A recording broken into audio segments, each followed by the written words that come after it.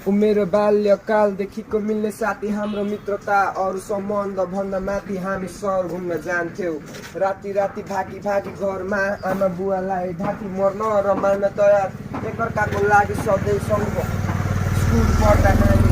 कुदेन जाने यदि एउटा बिरामी जे पनि बाँध्ने हाम्रो राम्रो थियो बानी उसले एक दिन चुरोट सल्काइ सोधौै खाने मैले पनि ताने सन्चो छैन माने दिन बित्दै गयो अनि लाग्यो त्यसको बानी बिस्तारै कुलतमा फसियो जानी नजानी गाँजा अनि गोटी सामान र पानी यो पछि त्यो पछि त्यो दामी झ्याप नभई दिन पनि राम्रै नलाग्ने त्यसपछि फेरि कहिले उस्तै रहेनौँ हामी नहोला सँगै आज तर म तर तेरो सम्झना यो मनमा छ साथ छोड्ने छैन भन्थ्यौ कहिले तर साथी निकै एक्लो छु अहिले